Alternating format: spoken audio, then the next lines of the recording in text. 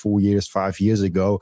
They came into the big banks, and then there was like one digital asset guy, and this was kind of, he had no access to the rest of the bank. He was just a guy, so they have someone to speak to if it comes to Bitcoin and digital assets. Now you go there, you talk with the most senior people, with the risk people. You come there with like 15, 20 people, and there's actually like the industry of Bitcoin is growing within banks and within the traditional financial system quite a lot. How did you see this happening in Europe? Because like we talk a lot about America, we talk a lot about like strategy and all the things that happening in America, but what is actually happening from a regulation standpoint, from banking standpoint, from that standpoint of Bitcoin is maturing as an industry, also in TradFi in Europe? So in Switzerland, this has been the case for a long time.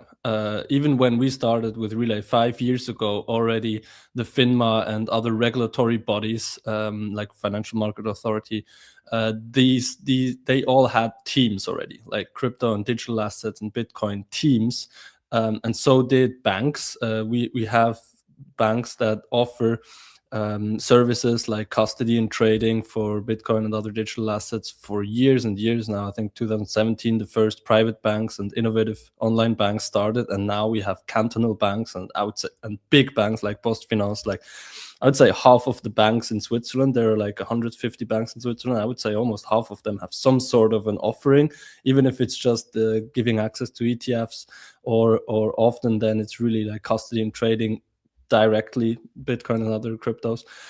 So in Switzerland, both from a regulatory point of view and from a banking point of view, it's already there for a long time. And I think the rest of Europe still had to catch up a lot.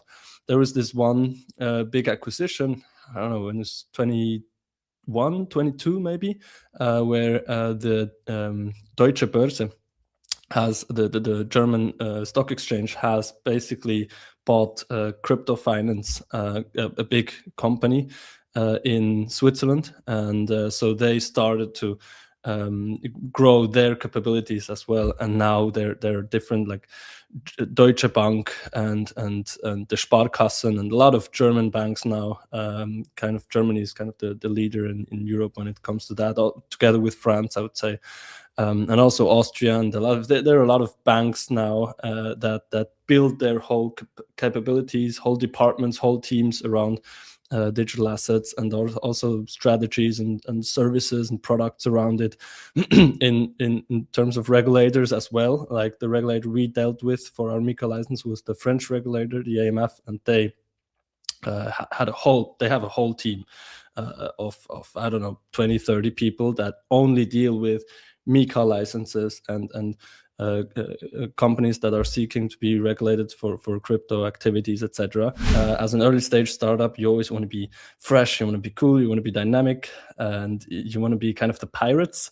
But at one point, especially in the financial industry, which Bitcoin is still a financial service, right? You want to become from Navy more to like from pirates more to like a Navy, and you want to become more professional and more trusted. And so this whole growing up of the brand and building trust, long-term trust, even though Bitcoin is at the core trustless, but still for the services around Bitcoin, people want to trust because it's still about money. There, I think maybe we can learn something. I remember that the clip from Jim Cramer saying, like, I don't trust that Bitcoin thing. I like to look at my JP Morgan Chase account and see my number there. And I'm like, okay, you trust that digital number at JP Morgan, but you cannot go there and actually verify the Bitcoin thing. So that's just like a technical problem that you don't see that. So it's like, it is, I'm surprised by how much trust those banking apps get. Like also from my environment, and it's like how, because I completely lost all trust for them. Mm-hmm. And so like I also don't keep money with them. I like actually to use challenging banks for the fiat things like Revolut or N26. They at least have a nice layout. They still like use the old banking system. And also like if you, for example, buy Bitcoin with them, you cannot even withdraw them, which is like an extreme huge red flag. It's like if you can buy Bitcoin somewhere and you cannot even withdraw them, like that's like the biggest red flag ever. But like it's like the trust that they get and people like buying in there, like it's not understandable for me, because like if you really get what Bitcoin is, like you just don't do it. Yeah, but still many people, I think, trust banks or financial institutions, third parties, still much more than themselves. Because with Bitcoin, if you hold it in self-custody, you have to trust yourself.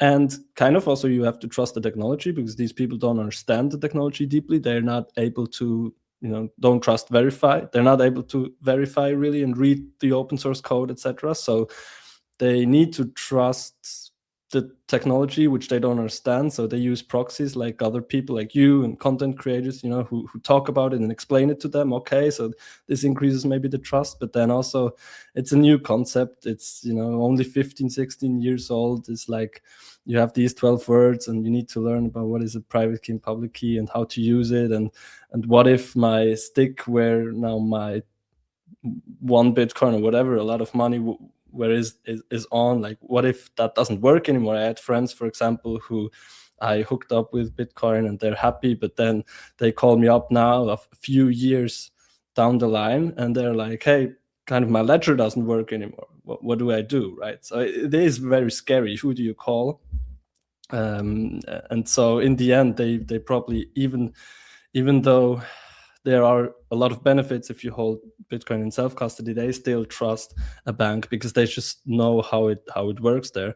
And I think in the end, even though the technology is very far in its progression, the behavior and the attitude of people take much longer. It always takes a lot of time for people to catch up to new technologies. But I think it's the first phase of a journey that we are on, is that people will step by step trust much more the new technology than the old one. For example, with the internet, it was the same. Today, many people trust what they hear and see and read on the internet.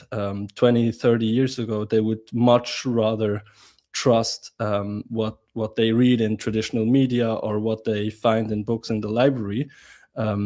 So they were still used to the old technology, and now it takes decades until they trust what they maybe read on X rather than what they read on traditional media. The first thing that every Bitcoiner does, and the most important activity that every Bitcoiner keeps on doing, is buying Bitcoin. And I personally use Relay to buy and sometimes also spend or sell my Bitcoin. And there are two main reasons why I do so. The first one is it's Bitcoin only. They do not do any shit coins. They do not do any cryptos, any stocks or anything else. This is a tool, an app that is fully focused only and solely on Bitcoin. The second one is self-custody. They give you the keys to your Bitcoin the moment you buy them. You never give them the control over your Bitcoin, and you don't have to trust them because you can verify that you and only you have the keys to your Bitcoin. There's no third-party risk. There's no freezing of your assets. There's no rug pulling. There's nothing of that. Download Relay, the app, on your phone, or go to relay.app on your browser and use code Robin to save fees and get cheaper Bitcoin. I want to tell you about something very special to me. It's called micro seed. If you hold your Bitcoin in self-custody, and you should, you know how critical it is to secure your seed phrase. You should not have them on paper. You should not have them on anything else than titanium. With micro seed, you can engrave your 12 or 24 word seed phrase, the entire seed phrase, onto a 1-inch small washer. Yes, just one washer. All 24 words on that one washer. You can hide that thing everywhere. And even better, you don't need to buy a new kit every time you have to get a new wallet. You can make unlimited backups because MicroSeed is not selling the washer. MicroSeed is selling the device that stamps the washer. So you get the full kit with the device, with the washers, with the hammer, with everything you need to get started today, and you can make with that unlimited amount of backups. Go now to microseed.io.